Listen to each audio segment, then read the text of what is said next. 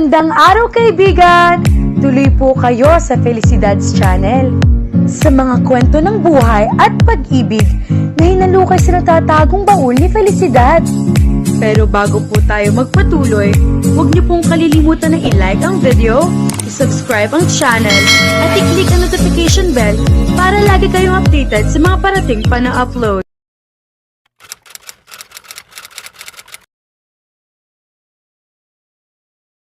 Bagong laruan na naman para sa akin, nanlalaki ang mga mata sa tuwa ni Riker nang makita ang malaking kahon na ipinadala sa childcare orphanage. Ayon sa nakalakip na note ay para daw iyon sa kanya.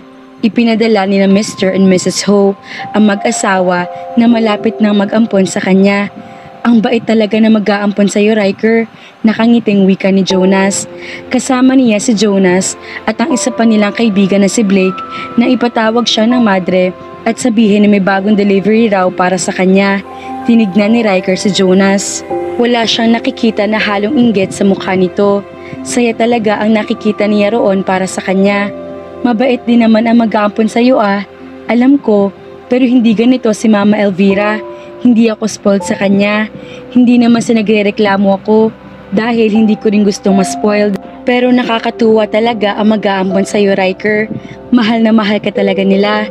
Parang noong isang buwan lang nang bumisita uli sila rito at magpadala sa iyo ng ganyan din karaming laruan. Napangiti si Riker nang maalala iyon. Tama si Jonas. Noong nakaraang buwan nga lang nang huling bumisita ang mga mag-aampon sa kanya sa childcare orphanage.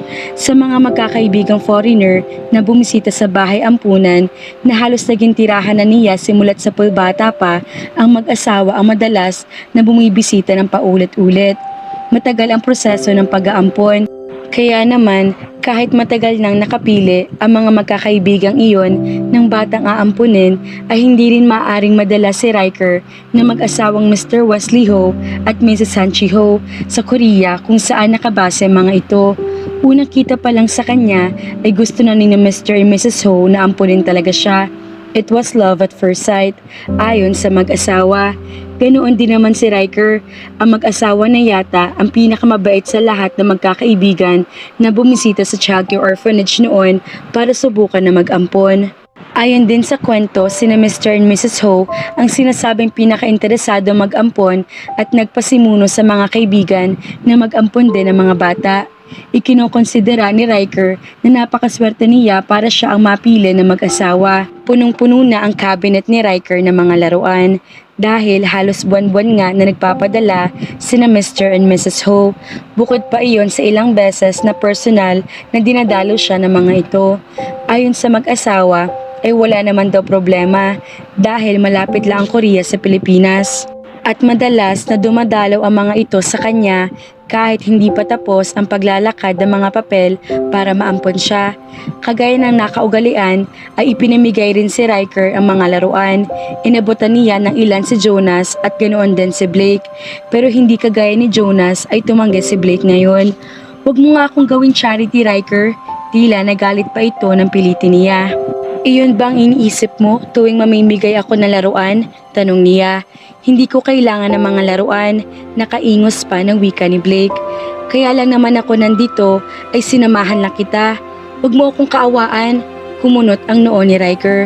Sanay na siya sa bruskong ugali na kaibigan. Sa 5 naging malalapit na kaibigan sa bahay ampunan, si Blake ang pinakakaiba ang ugali sa kanila. Masyado kasing mainitin ang ulo nito. Hindi rin naman niya ito masisisi. Sa kanilang magkakaibigan, si Blake ang may pinakamahirap na pinagdaanan. Mahirap din naman ang pinagdaanan ng iba, pero kakaiba ang kay Blake. Saksi siya sa mga nangyari sa kaibigan noong una itong dalhin sa childcare na ilang beses na binalak na ampunin pero hindi rin kinupkop sa huli. Kaya naiintindihan niya kung bakit madalas na mainit ang ulo ni Blake. Matagal na niya kilala ito. Dahil kagaya ni Blake at ng isa pang kaibigang si Nimbus, sanggol pa lang siya nang unang dalhin sa childcare orphanage. Ayon sa mga madre, dinala raw si Riker doon ng kaibigan ng ina ilang araw bago siya maipanganak. Namatay raw kasi ang kanyang ina sa panganganak sa kanya. At bago pa raw malamang buntis ito, ay namatay raw ang boyfriend sa isang car accident. Patay na rin ang kanyang ama. Wala na rin ito iba pang kamag-anak at tanging sa kaibigan na lang siya naibigay. At dahil hindi siya kayang buhayin ng kaibigan ng ama, dinala siya nito sa bahay ampunan. Maayos ang naging buhay ni Riker sa childcare, pero sa tinagal-tagal niya roon, walang kahit sino sa mga dumalaw ang nagkaroon ng interes na umampon sa kanya. Hanggang ngayon, maswerte pa rin siya dahil sa kabila ng lahat ng pinagdaanan, isang napakabait na mag-asawa pa ang nag-ampon sa kanya. At alam niyang mabait din ang mga taong mag-aampon sa mga kaibigan. Alam ko ang nararamdaman niyo sa akin, Riker. Hindi niyo ako dapat kaawaan. Maliwanag ba?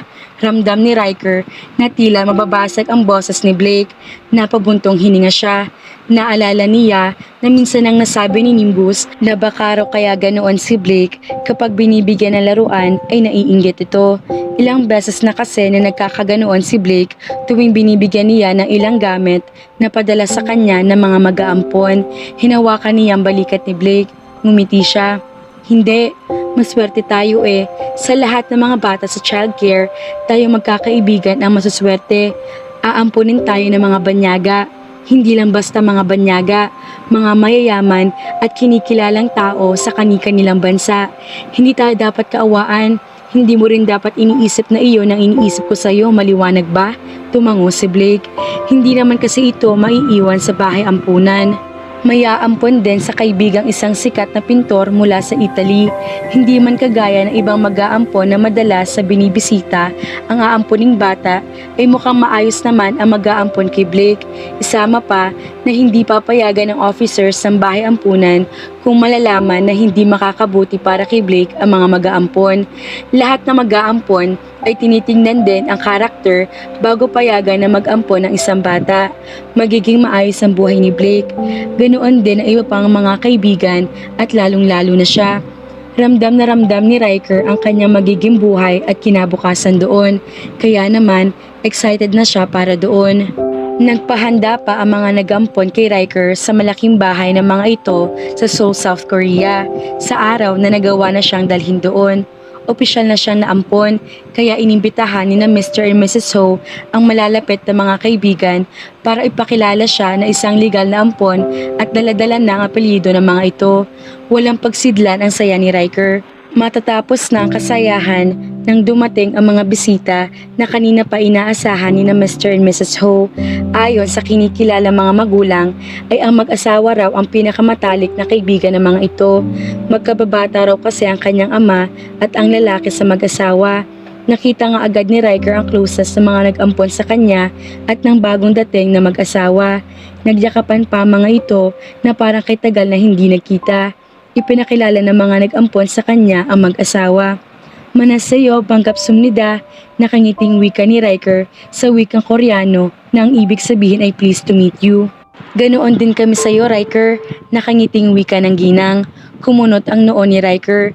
Simula nang malaman na aamponin na mag-asawang Koreano ay sinikap niya na mag-aral na lengguwaheng Korean at naging mas magaling pa sa wikang Ingles. Tuwing dumarating din kasi ang mag-asawa para dalawin siya sa bahay ampunan, ay tinuturuan siya ng mga ito. Pinadalhan din siya ng Korean dictionary para lalo siya maging bihasa. Hindi masasabi ni Riker na ganoon na siya kabihasa pero sinisikap niya. Kaya nagulat siya na kausapin ng kaibigan ng mga magulang sa wikang kinalikihan niya. Marunong po kayo magsalita ng wikang Filipino? Nagtatakang tanong niya. Ginulo ng ginang ang buhok ni Riker. Kagaya mo rin ay Filipina rin ako. Ako ang dahilan kung bakit gusto ng mommy mo na mag-ampon sa Pilipinas. Magkaibigan kami. Nagustuhan niya ang mga ugali ko, kaya naman na-excite siya na mag-ampon din ng isang kalahi ko. Napatango-tango si Riker. Kung ganoon, ay kailangan pala niya magpasalamat ng malaki sa ginang. Ito ang naging daan kung bakit napunta sa Pilipinas ang mga magulang niya. Ito rin ang dahilan kung bakit nagaya ang mga magulang sa iba pang kaibigan mula sa iba't ibang bansa para mag-ampon din sa bansang sinilangan pa niya.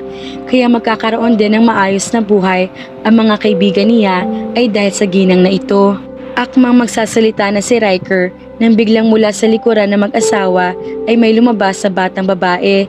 Sa tansya niya ay nasa 4 na taong gulang ito. Siya nga pala, gusto ko rin na makilala mo ang anak ko, si Zoraya. Pinaharap ng ginang ang tila nahihiya pang anak sa kanya. Anak, Meet your Kuya Riker. Say hello. Sandaling tiningnan siya ni Zoraya. Pagkatapos ay yumuko na tila bahiyang-hiya. Hello, ngumiti si Riker. Umupo siya para maging magkasimpantay sila ng batang babae. Annyeonghaseyo, Zora. Kumunot ang noo ni Zoraya. Zora? Nickname ko sa'yo. Hindi maipaliwanag ni Riker ang nararamdaman kay Zorabel. Magandang batang babae. Hindi man kamukha ng ina ay may kakaiba itong taglay na ganda. Napaka-cute ni Zorabel sa suot na pink na bestida at naka-pigtails na buhok. Tila kisarap din na pisilin ang matatabang pisngi. She looks so cute and adorable. Gusto na niya agad si Zoraya sa unang kita pa lang niya rito. Tumingin ang batang babae sa mama nito na tila nagtatanong kung anong kailangang gawin. Gusto mo bang maglaro tayo, Zora? Tanong ni Riker. Ramdam niya na naiilang sa kanya si Zoraya. Pero gusto niyang makasama ito, makalaro. Nag-iisa na lang siya ngayon, hindi kagaya noon sa Pilipinas na marami siyang kaibigan. Gusto niya maging kaibigan at mapalapit kay Zoraya. Tumingin uli sa kanya si Zoraya. Tinitigan siyang mabuti na tila iniisip kung tama bang makipaglapit ito sa kanya. Inilahad ni Riker ang kamay niya. Nag-alangan pa rin ang batang babae pero maya-maya ay tinanggap din ito iyon. Nakipaglaro siya kay Zoraya at sa mismong araw na nakatapak sa Korea ay nagkaroon agad siya ng bagong kaibigan. He was lucky indeed. Lumipas ang mga taon, kagaya ng inaasahan at kinapapanibigan ni Riker ay naging maganda nga ang buhay niya sa piling na mag-asawang Ho. Binigyan siya ng mga ito ng marangyang buhay. Pinag-aral din siya sa napakagandang paaralan sa Korea. Nang sabihin na gusto niya makapagmasteral sa Amerika ay pumayag din ang mga ito. Nasabik pa nga ang mga magulang dahil iyon talaga ang gusto at plano nila para sa kanya. Sinabihan siya na balang araw ay siya raw ang magmamana ng negosyo ng mga ito kaya kakailanganin niya talaga iyon. Para suklian ang lahat ng bagay na ibinigay ng mag-asawa, nagsikap si Riker ng mabuti. Tinapos niya ang kolehiyo na may mataas na marka. Mataas din ang honor na nakuha niya. 22 taong gulang siya nang makatapos sa kolehiyo. Kasunod niyon, nag-apply siya sa Harvard Business School para mapalawak pa ang pinag-aralan.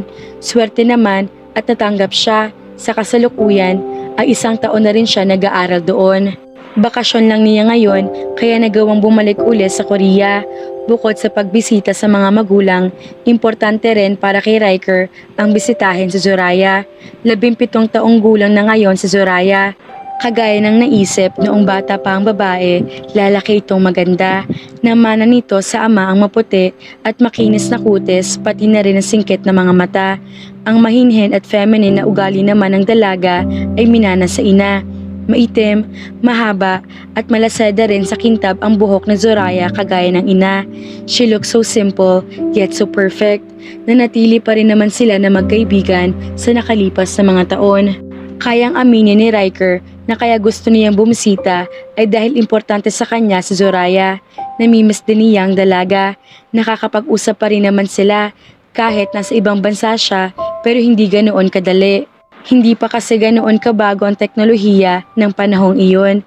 Nakakapag-usap sila sa telepono pero madalas sa sandali lang. May kamahalan din kasi ang pagtawag mula sa ibang bansa.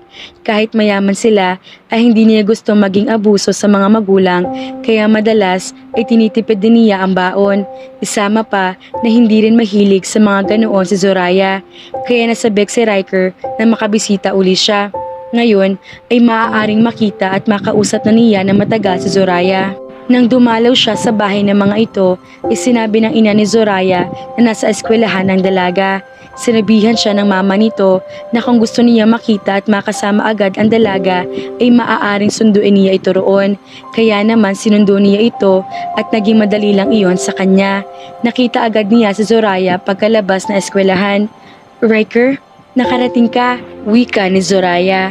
Na makita siya nito, niyakap niya ang dalaga dahil sa sobrang saya na makita ulit ito. Madalas na nag-uusap sila sa wikang Filipino dahil kinasanayan na rin iyon ng dalaga. Kahit sa Korean na nakabase ay sinasanay pa rin ito ng inang Filipina na matuto ng lengguwahe nila. Namiss kita, Zora, wika niya habang nakayakap. Gumante rin ang dalaga ng yakap pero hindi kasintindi ng kanya. Naiintindihan niya kung bakit ganoon. Sadyang mahiyain si Zoraya Kahit matagal na sila magkakilala ay hindi pa rin ito komportable sa kanya. Ayon sa dalaga ay ganoon daw ito sa lahat ng lalaki at ilan din ng mga kaibigang babae. Sa katunayan ay kakaunti lang talagang kaibigan nito. I've missed you too, Riker. Matipid lang ang ngiti ni Zoraya nang bitawan niya ito. Pero malaking bagay na kay Riker iyon. Nakangiti ang dalaga.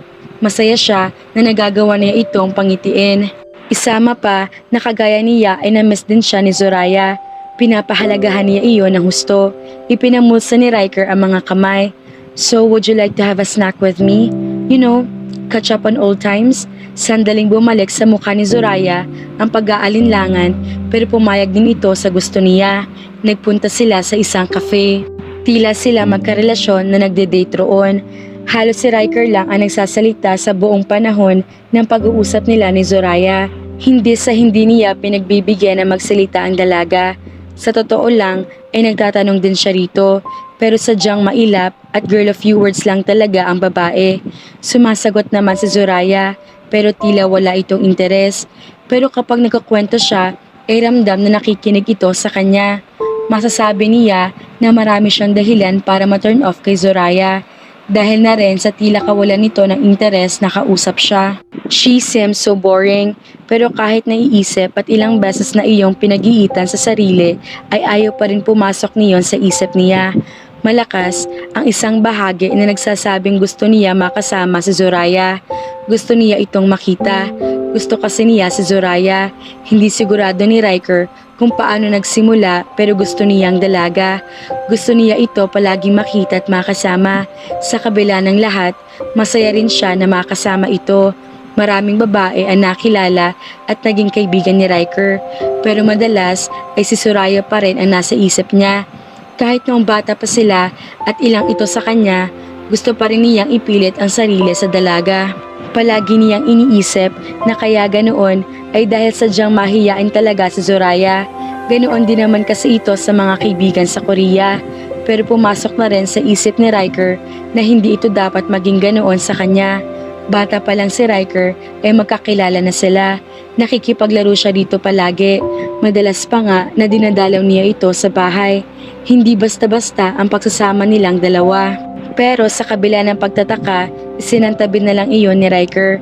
Alam niya na mali kung pipilitin ni Zoraya na makagusto rin sa kanya, gayong ramdam na wala itong interes sa kanya. Kaya kahit masasabi na sa tamang edad na rin sila, hindi pa rin niya masabi ang nararamdaman. Natatakot siya na baka mahirap para dito na tanggapin iyon o hindi kaya ay mailang ang dalaga. Isama pa na baka nga bata pa si Zoraya kaya ganoon din ito. May kalakihan din kasi ang age gap nila, 6 na taon. Ganoon man, hihintayin ni Riker ang pagkakataon niya. Umaasa na nga lang siya na sana ay magkaroon din ng lakas ng loob. Gawa na rin ng takot sa maaring isagot sa kanya ni Zoraya kung sakaling umamin siya. Mag-aalas 11 na ng gabi nang makauwi si Riker sa bahay nila. Kakatapos lang niyang ihatid si Zoraya. Pinasamahan kasi sa kanya ang dalaga ng mga magulang nito sa debut party na kaibigan. Siya ang naging escort nito sa party. Kagaya ng dati ay nagkaroon siya ng masayang oras kahit na hindi niya kaedad ang mga dumalo sa party. Hindi siya ganoong nakaka-relate sa pinag-uusapan ng karamihan at kagaya pa ng dati si Zoraya, ilan pa rin ito sa kanya. Pero basta kasama niya ang dalaga ay masaya siya sa kabila rin ng pagtrato nito. Nagulat si Riker na makitang gising pa rin ang mga magulang na tila hinihintay ang pagdating niya. Nasa malaking living room ang mga ito ng bahay. Kapwa pa maganda ang ngiti. Pinaupo siya ng mga magulang sa sofa kaharap na kinauupuan ng mga ito. So how was the party? How's Zoraya? Did you two have a good time? Sunod-sunod na tanong ng kanyang inang ngiti-ngiti. Sinagot niya ang mga magulang. That's good to hear. I love it when you spend time with her, Riker. I also have the best time of my life when I'm with her. Kahit na madalas parang civil lang ako, kung ituring ni Zoraya, okay lang. Wala ganoon yata talaga kapag nagmamahal, nagpapakamartir, tinatanggap lahat, basta makasama lang siya. Tumango-tango ang dalawa. Maya-maya, seryoso ang mga mukha. Nagsalita ang kanyang ama. We want to talk to you about something important. Kumunot ang noo ni Riker. Kaya po ba gising po kayo kahit gabing-gabi na? Gaano po ba kaimportante? Pwede naman pag-usapan sa ibang araw, pero alam namin na may nararamdaman ka kay Zoraya, kaya dapat na natin itong pag-usapan. Tungkol po sa aming dalawa ni Zoraya, ano po iyon? Tumingin muna ang papa niya sa asawa. Ikaw at si Zoraya, gusto namin kayong dalawa. Ang totoo, napag-usapan na namin ang kasal nyo. Nabigla si Riker sa narinig. Ano pong ibig niyong sabihin? Seryoso po ba kayo?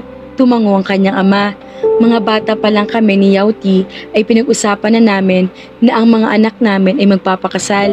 Hindi naman ito seryoso hanggang nagka-problema ang kanilang kumpanya. Kumunot ang noo ni Riker. Kagaya nila ay mayaman at makapangyarihan ang pamilya ni Zoraya. May malaking kumpanya rin sa Korea kagaya ng mga magulang niya. Ano pong ibig niyong sabihin?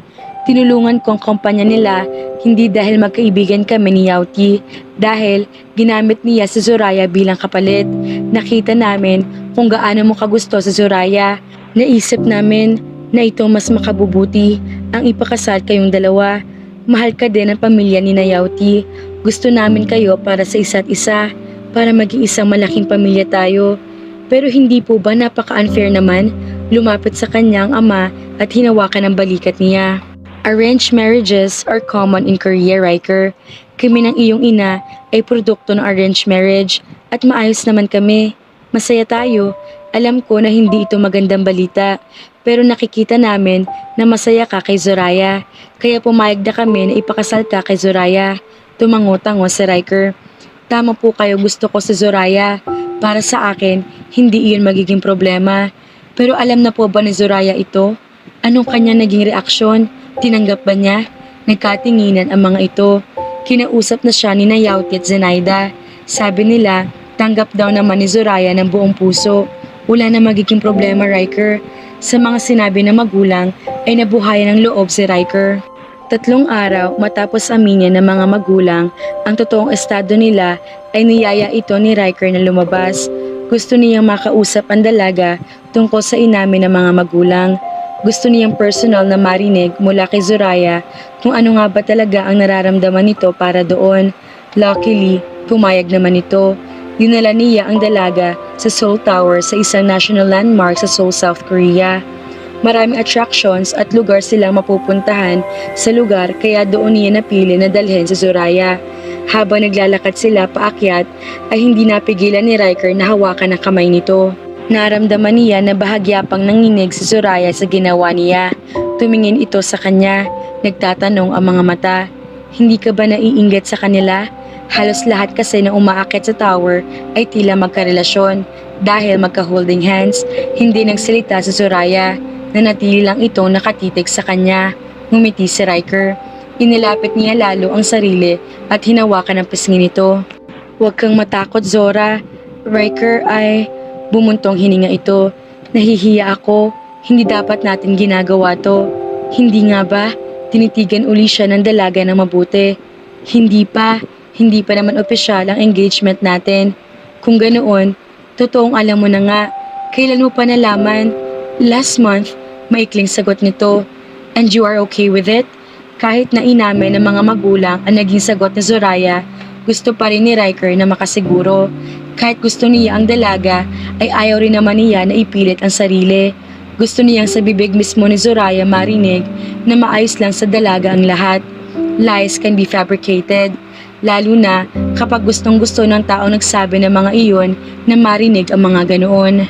You are a nice guy, Riker. Sino ba naman ang taong hindi makakagusto sa'yo? Sapat na mga salitang iyon kay Riker para masiguro niyang tanggap na nga ni Zoraya ang pakikipagsundo sa kanila. Lumawak ang ngiti ni Riker. Thanks for the credit, Zora. Well, I'm not just nice. Kaya rin naman ako ganito sa'yo ay dahil gusto kita. Matagal na. Tila naguluhan si Zoraya pero nagpatuloy siya. Bata ka pa, crush na kita. You are really cute, adorable. Madalas kitang dinadalaw sa bahay nyo. Hindi dahil magkaibigan ang mga magulang natin o dahil pareho tayo na nagsasalita ng wikang Filipino. Iyon ay dahil gusto ko na mapalapit sa'yo. Gusto kong makita ka palagi, makasama ka. Inaabangan ko talaga ang bakasyon na ito dahil namimiss kita ng gusto. Kapag kasama kita, may hindi maipaliwanag na dandamin ang puso ko. Hindi naman katakataka iyon. You're really pretty. lalo na ngayon nagdadalaga ka na. But that's not the point, Zora. Marami na akong babaeng nakilala, nakasama. Marami na akong nakita na masasabing mas maganda pa kaysa sa'yo at tila madali lang na makuha. Pero tuwing iniisip ko na makipagrelasyon sa kanila, hindi ko magawa. Dahil kapag naiisip ko ang salitang girlfriend, ikaw palagi ang lumalabas sa isip ko. Kahit madalas na mahiyain at ilang ka sa akin, sa kabila ng pilit kong paglapit ng sarili ko, hindi ko pa rin mapigilan na magustuhan ka. Pero sa tingin ko, hindi lang talaga kita gusto. Napakatindi nitong nararamdaman ko para sa'yo, para masabi ko na gusto lang kita. I think I'm in love with you. Naramdaman ni Riker na natigilan si Zoraya, pero maya-maya, ikiming ngumiti lang. Eh di mabuti, kumurap si Riker. Hindi ka galit? Bakit ako magagalit? Hindi mo naman ipinilit ang sarili sa akin, Riker. Isama pa na na-appreciate ko ang nararamdaman mo na yan sa akin. Mas makabubuti sa relasyon natin iyon, hindi ba? Pero ikaw, ganoon din ba ang nararamdaman mo sa akin? Alam ko, nalikas sa iyo ang pagiging mahiyain. Gusto rin naman kita, Riker. Putol ni Zoraya sa sasabihin niya. Tila may biglang tumugtog na malakas na banda sa puso ni Riker. Napakasaya niya na malamang gusto rin siya ni Zoraya. If that's the case, then are we officially together now? Ngumiti si Zoraya. Hindi isang kiming ngiti, pero hindi lang ang klase ng ngiti na umaabot na sa mga mata nito. Pero para kay Riker ay sapat na iyon. Kung iyon ang gusto mo na itawag doon, then so be it. Kinuha niya ang kamay ni Zoraya at hinalikan iyon. You won't regret this. It was the one of the happiest days of Riker's life. Ngayon ay nasiguro na niya na maayos lang kay Zoraya ang lahat. Gusto rin siya nito. Hindi man inamin ng dalaga na mahal siya nito, kagaya ng nararamdaman ay sapat na iyon para sa kanya. Halos ganoon na rin naman para sa kanyang ibig sabihin iyon. Ipinagpatuloy nila ni Zoraya ang pag-akyat sa tower. Nakarating sila sa roof terrace kung saan makikita ang Locks of Love. Ilang beses nang na-feature ang lugar na iyon sa mga teleserye at pelikula sa bansa. Popular iyon sa mga tao na gusto magsabit ng lock na sumisimbolo ng eternal love. Dahil alam niyang maaring mapunta sila ni Zoraya doon, ay naghanda si Riker ng padlock na maaring isabit nila. Nakikooperate naman sa kanya si Zoraya. Sabay nilang isinara ang lock na para bang normal sila magkasintahan. Inilagay nila ang susi sa post box of love. Hinalikan ni Riker si Zoraya sa noo pagkatapos nila magawa ang romantikong bagay na iyon. Naramdaman pa rin niya ang pagkailang nito pero hindi na lang niya pinansin. Balang araw, ay masasanay rin si Zoraya sa kanya. Kahit matagal nang ginagawa ang pakikipaglapit nang hindi ito naiilang, umaasa siya na darating din ang araw at magiging komportable rin si Zoraya sa kanya. At higit sa lahat, maririnig din niya na mahal siya nito. Hindi lang basta gusto kung hindi mahal. 11 years later, gustong ibato ni Zoraya ang remote control na hawak. Hindi niya maintindihan ang sarili kung bakit naisip na manood ng pelikula, gayong alam niya na lalo lang siyang masasaktan at romantic movie pa iyon. Sobrang nasasaktan na ba talaga siya para mawala na ng katinuan ng pag-iisip? Ang huling bagay na kailangan niya ay ang makapanood ng mga nakakakilig na eksena o kahit ano pa man na may kinalaman sa pag-ibig. Napabuntong hininga siya, ibinaba niya ang remote control at pinatay ang TV. Kailangan niya maging mahinahon na talaga ng mga ugali niya. She was a woman full of poise. Hindi dapat niya hayaan na sirain siya ng isang masamang pangyayari. Kailangan niyang kumalma. Pero kahit anong pagpipigil sa bugso ng damdamin ay tila napakahirap niyon. Hindi niya magawang kumalma. Sa pangatlong pagkakataon ngayong araw, umiyak na naman si Zoraya. Hated this feeling. 2 linggo na ang nakalilipas mula na maghiwalay sila ni Cyrus. Hindi naman talaga siya iyakin, pero dahil sa matinding sakit na pinagdadaanan ngayon, pilitin man niya ang sarili na huwag umiyak ay hindi niya magawa. 4 na taon din ang itinagal ng relasyon nila ni Cyrus. 4 na taon na siyang nasayang lang. 4 na taong pagkakamali. Hindi dapat na naging matigas ang ulo niya. Hindi dapat siya nanira na maganda na sana niyang buhay na matagal nang itinakda sa kanya. Kung hindi lang sana niya ipinagpilitan ang nararamdaman para kay Cyrus noon, hindi siguro siya masasaktan ng ganito. Siguro ay maayos ang buhay niya kasama ang isang maayos na lalaki, kasama si Riker. Pero nangyari na ang nangyari. Pagsisihan man niya ang lahat, ngayon, nagkamali na siya. Ipinagpalit niya si Riker sa isang walang kwenta na lalaki. Si Riker na walang ginawa para sa kanya kung hindi kabutihan. Minahal siya sa kabila ng mga kamalian niya. 24 na taon si Zoraya nang dumating sa buhay niya si Cyrus. Kakatapos lang niya noon ng kolehiyo sa kursong dentistry. Nagsisimula pa lang siya sa career ng pinili ng lalaki na siya ang maging dentist nito. Hindi basta-bastang tao si Cyrus, kaya naging isang malaking balita iyon sa clinic kung saan siya nagtatrabaho. Kahit kasi may sarili at malaking kumpanya ang ama, hindi siya pinilit nito na pamahalaan iyon. Isama pa na alam ng mga magulang na sa hinaharap ay ang fiancé niya na si Riker ang mamamahala niyon. Hinayaan si Zoraya ng pamilya, pati na rin ang fiancé na gawin ang gusto niya.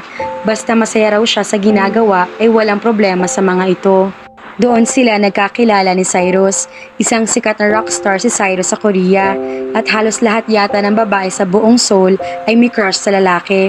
Isa siya sa mga babae na iyon. Kilala siya bilang mahinhin pero itinuturing niyang dirty little secret ang magkagusto kay Cyrus.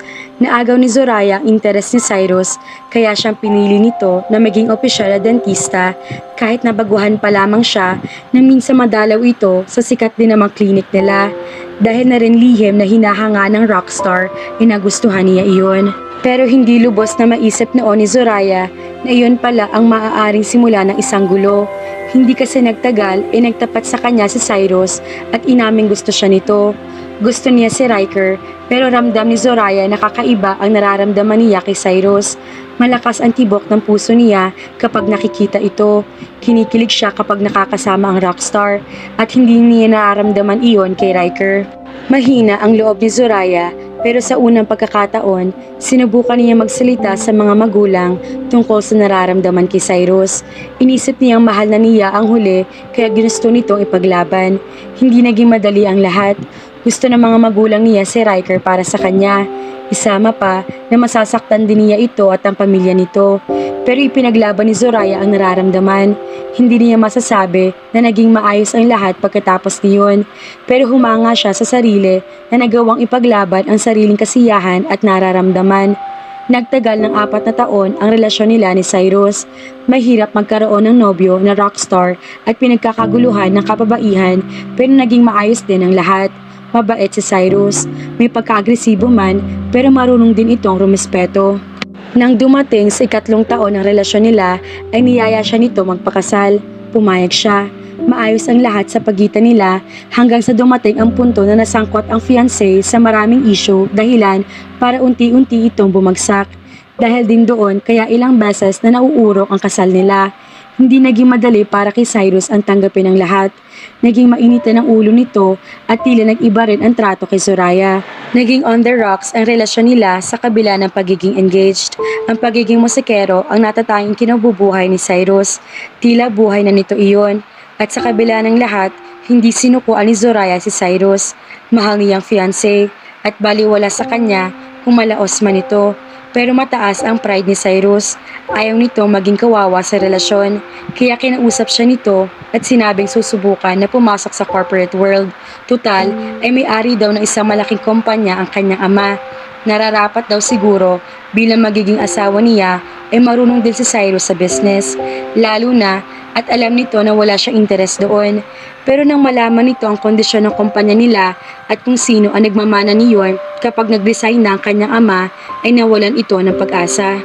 Napaka-unfair daw niyon kaya nakipagkalas ang fiancé sa kanya. Para pakonsuelo na rin kasi sa kahihiyan na ibinigay ni Zoraya sa pamilya ni Riker ay sa kanya ipapamana ng mga magulang niya ang kumpanya nila na minana pa ng ama sa mga ninuno nito. Iyon ay dahil wala siyang interes doon at inisip ng mga magulang na magiging ganoon din si Riker dahil na rin sa klase ng trabaho nito. Isama pa na isang magaling negosyante si Riker. Sa katunayan, inangunguna na ang TV station na pagmamay-ari ng pamilya nito sa buong South Korea. Dahil ito na ang namamahala ngayon at naging maganda ang pamamahala ng binata doon. Bukod pa dito ay mayroon ding clothing line ang pamilya nito at canning company na mas pinalakas pa dahil isinama iyon sa isang group of companies na ginawa at pinamunuan ni Riker at ng mga kaibigan nito. Kilala ang clothing line at canning company hindi lang sa Korea kung hindi sa buong mundo. Hindi na lang basta-basta ang dating fiancé. He was a billionaire now. Kahanga-hanga ang lalaki. Riker was a good catch. Noon pa man, alam na iyon ni Zoraya at malaking risk para sa kanya na pakawalan nito. Marami tuloy ang nagsabi na pagsisisihan niya iyon.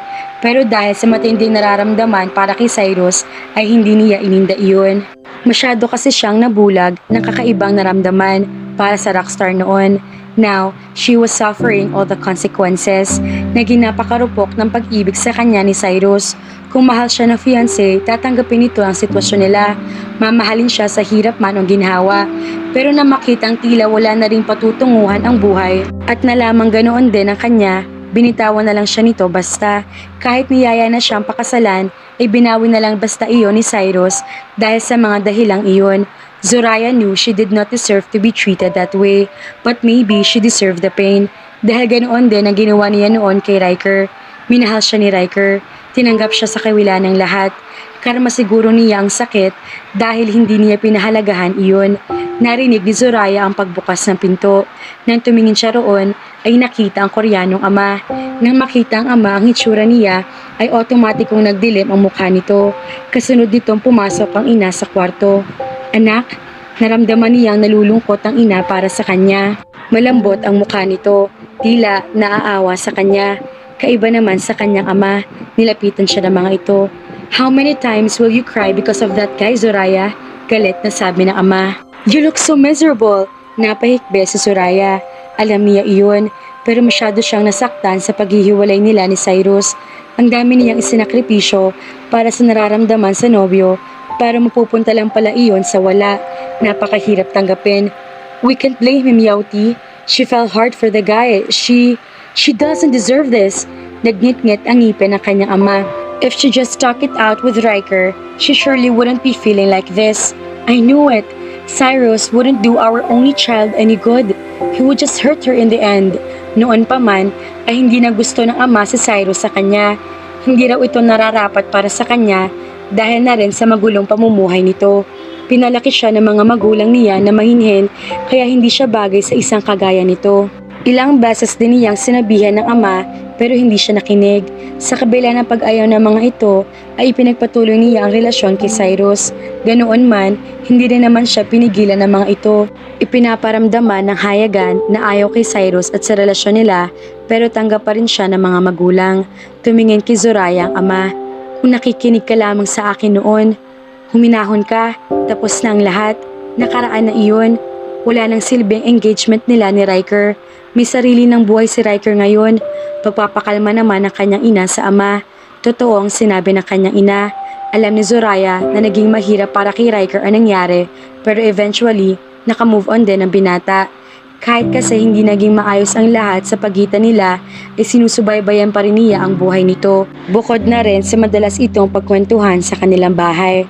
Madali rin naman na subaybayan ang buhay nito dahil kilalang personalidad ito sa business world. Buwan-buwan yata ay nafe-feature si Riker sa mga business magazine at madalas na nasasama sa sideline ng personal na buhay. Pagkatapos ng matagal na engagement nila, nagsimula rin ito makipag-date sa iba't ibang babae. Sa loob ng 4 na taon na pagkakahiwalay nila ay nakalimang nobya ang binata. Bukod pa sa iba't ibang flings, I know, pumuntong hininga ang kanyang ama, saka bumaling sa kanyang ina. Hindi na natin kayang ibalik ang nakalipas at kung maibabalik natin, alam naman nating lahat na hindi rin magpa-participate ang anak mo.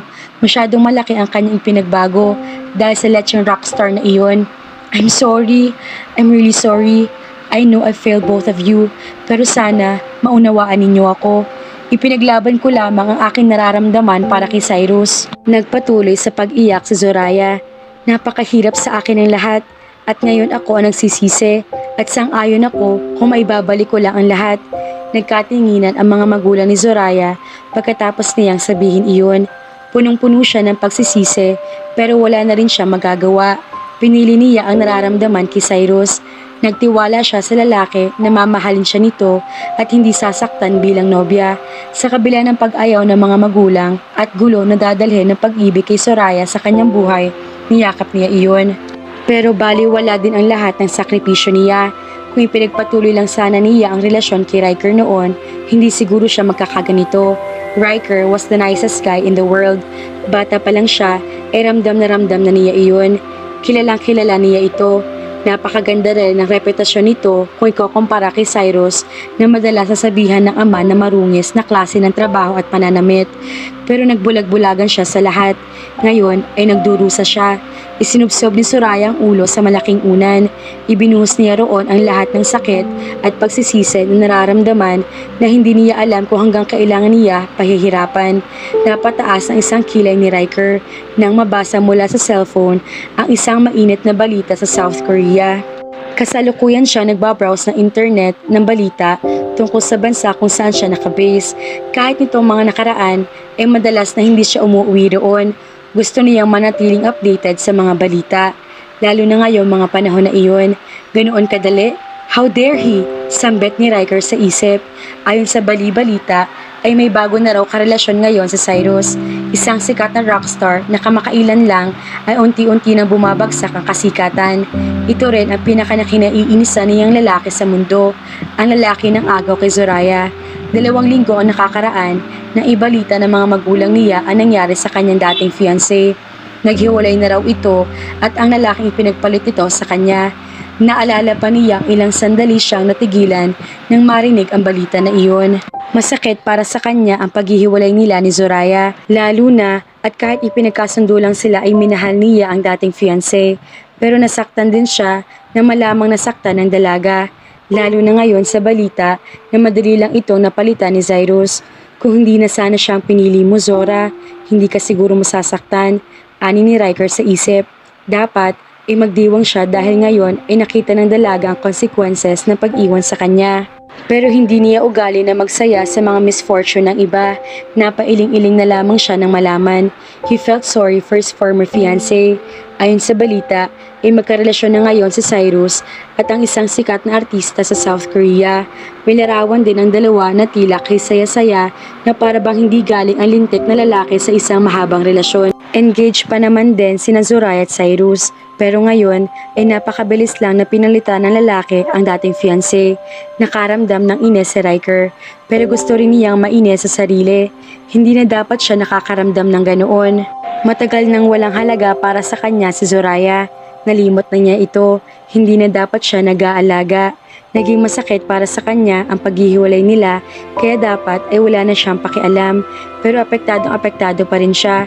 Isama na roon ang ilang beses niya ang pagtingin sa balita sa loob ng isang araw para malaman ang sitwasyon ng celebrity na dating nobyo ni Zoraya at pati na rin ang pag-aabang sa update ng mga magulang sa kung anong kalagayan ng dalaga. Dahil sa naisip ay itinigil na ni Riker ang pagbabrowse. Ayaw na niya magkaroon pa ng kahit anong nararamdaman kay Zoraya. Tapos na sila. Hindi na dapat siya nagpapaka-apekto pa sa kung ano nangyari man dito. Kung masaya man iyon o hindi, magiging panira lang iyon ang mood niya. Kailangan niya magsaya, lalo na at birthday ngayon ng anak ng isa sa mga matalik na kaibigang si Nimbus na si Nimrod. Napaaga si Riker sa party. Wala pa ang kahit sino sa mga kaibigan niya. Kahit si Nimbus ay abala rin sa pag-aayos ng pamilya nito. Inaliw na lang ni Riker ang sarili sa panonood ng mga dumarating na bisita. Nasa ganoon siyang katayuan nang tumunog ang cellphone niya. It was his mom. I want you to go back to Korea as soon as possible, Riker. Bungad sa kanya ng ina. Kumunot ang noo ni Riker. Bigla rin siyang kinabahan. Anong problema, Mommy? Tungkol ba sa'yo or kay Dad? Sigurado ako na hindi tungkol sa negosyo. I receive updates every day and neither. It's about Zoraya. Kumabog ang dibdib niya. Nainis siya sa sarili. Naapektuhan na naman siya. Nag-aalala siya sa dalaga. Kahit pag-aalala ang kaibigan lang iyon, hindi pa rin tama iyon. Anong tungkol kay Zoraya? Did something wrong happen to her? Aside from being in a miserable state for weeks now, nothing happened. Alam na niya iyon. Ilang beses na naikwento ng kanyang ina ang tungkol sa kalagayan ni Zoraya. Kaya alam niya na ngayong lumabas ang balita na may bagong karelasyon si Cyrus ay siguradong lalo magiging malala ang kalagayan nito. If that's the case, then why are you calling? We need to set your wedding. Again, nagsalita pa ang kanyang ina, pero halos ayaw nang pumasok sa utak ni Riker ng mga sinabi nito dahil sa gulat. Nagtangis ang mga bagang ni Riker sa larawan na ipinadala sa kanya ng mga magulang. Ilang linggo lang nangungulit ang mga ito at dapat ay masanay na at hindi na rin maapektuhan sa gustong palabasin ng mga ipinadalang larawan. Pero ang simpleng pagtingin lang sa mga larawan ay nagdadala na sa kanya ng maraming memorya kaya naiina siya. Ipinadala ng kanyang ina ang larawan nila ni Zoraya noong 18th birthday ng huli. Isang magarbong party ang inihanda para ipagdiwang iyon. Dahil na rin sa sitwasyon nila noon, siya ang escort at last dance ng dalaga. Makikita sa larawan kung gaano siya kasaya sa larawan at paghanga sa mga mata niya habang isinasayaw sa Zoraya. Napakaganda rin ito sa picture. Naalala niya na minsang binanggit na it was one of the best nights ever. Zoraya was so lovely that night. It was so hard to take his eyes off her. At ganoon din ang nararamdaman ni Riker ngayon. Lumakas din ang tibok ng puso niya. At kahit gustong burahin ng mga larawan, ay naagad na message na may kalakip hindi mapigilan na hindi mapatitig sa mga iyon kahit saglit. Sa kabila ng inis, ay nagustuhan niya ang damdamin. Kung bakit ba kailangan siyang i-torture ng mga magulang para lang mapapayag siya sa gusto ng mga ito. Problem? Tanong ni Blake na kasalukuyan niyang katabi. Kagagaling lang nila ng Majorca Island, ang isla sa Portugal kung saan namumuno ang pamilyang umampon sa kaibigan nilang si Easton. Dinamayan kasi nila ang kaibigan sa trahedya na pinagdaraanan nito nang namatay ang asawa ng pinsang hari at malala naman ang lagay ng huli kaya pumunta sila magkakaibigan doon. Pabalik na sila ngayon patungo sa Pilipinas at nakisabay sa private jet niya ang kaibigang si Blake. Itinago niya ang cellphone. Ilang beses na siyang tinatanong ng mga kaibigan kung ano ang problemang pinagdaraanan, pero sa tuwina ay hindi niya masabi-sabi. Sa kanilang anim, siya ang madalas na nagpapayo at ayaw niyang isama pa mga ito sa problema na sa kasamaang palad ay nahihirapan siyang itago. Wala ito, tanging sagot niya. Tumaas ang isang kilay ni Blake. Ramdam ko na may tinatago ka, Riker. Ilang beses na naming napapansin na tahimik ka at nagiging mainitin ang ulo mo. Hindi ka dating ganyan.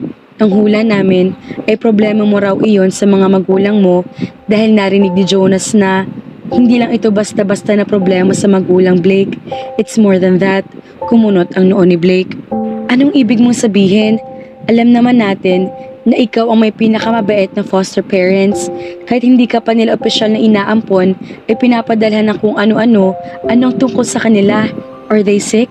Matamang tinignan ni Riker si Blake. Sa kanilang magkakaibigan, ito ang madalas sa tahimik lang, hindi chismoso o nag-uungkat ng kahit ano tungkol sa personal nilang buhay. May pagkamatigas din ang loob nito. Kung magsasabi man siya ng nararamdaman kay Blake, naisip niyang baka hindi rin ito makatulong. May pagka-negative kasi ang kaibigan, pero matagal-tagal na rin naman niya na kinikimkim ang nasa loob niya. He needed an outlet. Siguro nga ay masakit sila. They have arranged for me to be married to that girl. Again, sa naisip ay nagngit-ngit ang mga ngipin ni Riker. Tumaas ang isang kilay ni Blake. Doon sa former fiancé mo, na ipinagpalit ka sa isang Korean rockstar? Tumango siya. Ikinuwento niya ang mga alam na detalye tungkol sa paghihiwalay ni Zoraya at ng nobyo. Gusto nila na balikan kong babae na yon. Ngayong iniwan na siya ng nobyo niya na ipinagpalit sa akin. Zoraya is miserable. Lalo na sa balita na may bago ng karelasyon ang dating nobyo niya. Sa kabila ng mga nangyari, magkaibigan pa rin ang mga magulang namin. Gusto pa rin nila si Zoraya para sa akin. So they wanted us to be together again. Gusto rin nila na hindi magmukhang kawawa ang prinsesa sa sitwasyon ngayong napakabilis itong naipagpalit ng dating nobyo niya. Naalala pa ni Riker ang tungkol sa pag-uusap nila ng ina noong birthday ng anak ni Nimbus. Hindi niya napigilan na mapasigaw doon dahil na rin sa galit na narinig. Gusto ng mga magulang niya na pumulot siya ng basura ng iba. Dati man na may pag-ibig sa dating fiancé ay hindi siya magpapakababa ng ganoon. It was a very foolish and stupid thing to do. Kahit ano pa ang nangyari sa inyo noon, mahal namin si Zoraya. Ayaw namin siyang makita na sasaktan. Nag-usap na kami ng pamilya ni Zoraya at alam ito ng daddy mo para mailigtas sa kahihiyan na ginawa ng kanyang ex-fiancé. We need to stick to the original plan. Dapat kayong magkabalikan. We are going to set the wedding as soon as possible. Pagpapatuloy ng ina sa usapan sa kabila ng matinding pagtanggi niya. Aniyo, how can you do this to me? You want me to pick a piece of trash after she dumped me years ago? This is so unfair. You loved her then, Riker, and we still adore and love her. It is still our dream to have her as our daughter. We still love her. We still want both of our families to be one. And besides, it is still unfair that you can manage their company even without having the connection we both agreed on from the very start. But that's the payment they gave me pagkatapos ng kahihiyang ginawa niya sa akin. Yes, but we still need to help them. It is our only way, the only way we can think of. Besides, you haven't had a stable relationship since her. We both agree on what Zoraya parents ask us. If you disagree with it, our honor would be the one put in shame. So do this for us. Do this for our family. Please. Minsan lang makiusap ng ganoon ang mga magulang niya. Kaya nakokonsensya rin siya sa bawat pagtanggi sa mga ito. Ngunit alam niya na isang malaking pagkakamali iyon. Minsan man niya na minahal sa Zoraya at kahit sabi nila ay maaaring ibalik ang pag-ibig, ayaw niyang tanggapin iyon. Kahit ramdam niya na malaki ang pag-asa dahil naaapektuhan pa rin siya ng dalaga. Pero ayaw niyang isipin na ginapakasakit para sa kanya ang ginawa ni Zoraya. Kahit maayos man na hiningi nito ang kalayaan sa kanya, hindi naging madali para sa kanya ang lahat. Tumango-tango si Blake. Pero gusto mo pa rin ba siya hanggang ngayon? Napakunot ang noo ni Riker. Hindi iyon ang inaasahan na reaksyon niya mula sa kaibigan. Anong gusto mong ipahiwatig? Nagkibit balikat ito. Naisip ko lang na kung may nararamdaman ka pa rin sa kanya, bakit hindi ka nalang pumayag? You know, nakita ko ang malaking pinagbago mo nang malaman namin na nagkahiwalay kayo ng first love mo. Nasaktan ka ng husto, kaya kung sino-sino ang naging girlfriend mo na para bang sa pamamagitan nun, mawawala lahat ng sakit. At kung dati naging kayo, maaaring bumalik din naman ang nararamdaman niya sa'yo. Gusto lang niya ako, hindi niya ako mahal. Ipinagkasundo kami sa una pa lang, pero minahal ko siya, kaya hindi ko inisip ang sitwasyon namin. Naikwento niya sa mga kaibigan ang tungkol kay Zoraya, pero hindi ang totoong sitwasyon nila. Naiisip kasi niya na parang wala rin naman kapupuntahan kung malalaman ng mga ito ang pinagkasundo lang sila. Ang mahalaga ay ang malaman ng tungkol sa kanila, hindi ang kung paano sila nagkarelasyon. Well, that's new and hurts if I may say so. Matama na tiningnan ni Riker si Blake. Pagkatapos ay napataas ang isang kilay niya. Pero teka, ikaw ba talaga si Blake? Hindi kasi ganyan na kaibigan ko. Hindi iyon madalas na nagsasalita. Saka negative iyon. Bakit naisip niya na maging positive ngayon? Ngumisi si Blake. Pagkatapos ay nakibit balikat. Wala lang. May kinalaman ba ito tungkol doon sa babaeng? Tumawa si Blake. Shut up! May kinalaman nga siguro. Naisip ni Riker. Hindi madalas sa tumawa ang kaibigan. Pero nitong mga nakaraan kung kailan may nalaman silang babae na hinahabol nito ay tila nag-iba ito. Patunay na rin na tila nagiging positibo si Blake sa mga bagay-bagay. That girl, do you really like her? I wouldn't have stuck it out her if I didn't, Riker. Despite the scandals she dragged me into, I can't help but like her. Hindi ko rin siya maalis-alis sa utak ko. Nasasabik na nga akong bumalik sa Pilipinas dahil sa kanya. Mukhang napabuti ng babae si Blake. Minsan na rin nakilala ni Riker ang babaeng iyon. Lalo na at gumawa ito ng matindi eskandalo sa buhay ng kaibigan. Sa kanilang anim, si Blake ang pinakamailap. Dahil naging sikat sila magkakaibigan, madalas ina-feature sila sa mga magazine. They did photo shoots for it. Pero hindi si Blake. Walang kahit anong larawan nito ang na-publish. Kahit sikat na pintor, hindi rin ito nagpapakita sa mga customer. Mayroon lang itong personal assistant. He valued his privacy so much. Pero ang babae na kinagigiliwan ngayon ng kaibigan ang dahilan para mabuwag iyon. Nagpakilala kasi ito sa madla bilang girlfriend ni Blake para maiangat ang sariling pangalan. Isang palaisipan man kay Riker ang dahilan kung bakit nagustuhan pa rin ni Blake ang babae sa kabila ng paninira sa pinakaiingatan nitong privacy ay hindi na lang siya nito natanong. Ang mahalaga ay masaya ang kaibigan. Isama pa, may masarili siyang problema. Iyon ang dapat mas pagtuunan niya ng pansin. Paulit-ulit na tumakbo sa isip niya ang mga salitang binitawan ni Blake. Ganoon ba talaga ka-powerful ang puso? Sa kabila ng masamang ginawa ng babae, ay gusto pa rin ito ng kaibigan. Pero sa mga naisip, ay biglang may napagtanto rin si Riker. Sa kabila ng pakikipaghiwalay sa kanya ni Zoraya, nag-aalala pa rin siya sa dalaga. Nag-iiba pa rin ang tibok ng puso niya. At tila, gusto pa rin itong makita. Kahit iyon ang pilit na iniiwasan. Unti-unti rin na bumalik sa alaala ni Riker ang pangyayari noon kay Nimbus. Nakagawa rin ng masamang bagay si Audrey kay Nimbus. Pero anong sinabi niya sa kaibigan na mag-let go na sa nakaraan? Iyon ang dahilan kung bakit masaya na ang mag-asawa ngayon. Nagkaroon ng pangalawang pagkakataon at maayos na ang pagsasama. Kung ganoon din kaya ang gawin mo, tutal ay tila hindi ka pa rin makawala sa sumpa ng babaeng iyon. Bulong ng isang bahagi ng isip niya. Napapikit si Riker. Hindi iyon kadali. Pero kung naapektuhan siya ngayon, ramdam niya na sandali na lang ay bibigay na rin siya. Isama pa na patuloy siyang pinakikiusapan ng mga magulang. Magagawa ba niyang biguin ang mga ito? Naging malaki ang utang na loob niya sa mga magulang. Minsan lang siya pakiusapan ng ganoon. Magiging mahirap ba talaga na balikan niya si Zoraya gayong ramdam na may nararamdaman pa rin sa dalaga sa kabila ng pagtatanggi niya? Pero may nararamdaman din ba siya sa akin? Kastigo niya sa bahaging iyon ng isip. Kung wala, alam niya matatalo na naman siya. Galit siya sa pagkatalo, lalo na kung tungkol iyon kay Zoraya. Sa kasamaang palad ay palagi niyang nararamdaman iyon. Lubos na masasaktan siya sa ikalawang pagkakataon kung sasaktan na naman siya ni Zoraya. Hindi siya nito mahal, kaya hindi malabo na mangyari iyon. Napapikit si Riker. He could agree. If she would agree, if she would be the one who would do all the begging. Habang naiisip iyon, as if on cue na tumunog ang cellphone niya. Nang tinignan iyon, ay rumihistro ang kahit matagal ng binurang numero, ay kabisado pa rin niya kung kanino. Please come back, Zoraya. Masaya ang aura ng bahay ni na Zoraya na magising siya. Sa kabila ng pinagdaraanan, ay nagawa na rin niyang ngumiti dahil masarap sa pakiramdam na makakita ng mga taong masaya. Medyo na-miss din niya na makita na ganoon ang mga kasambahay nila dahil nitong nakaraan inapansin nakikidalamhati rin yata ang mga ito sa nangyari sa kanya. Lalo na nang pumutok ang balita na ipagpalit agad siya ni Cyrus sa iba. Naging isang malaking pasabog kay Zoraya ang ginawa ni Cyrus.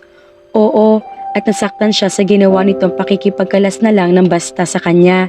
Pero kahit ganoon, ay hindi niya naisip na darating sa ganoong punto sa Cyrus. Hindi third party ang dahilan kung bakit ito nakipagkalas sa kanya.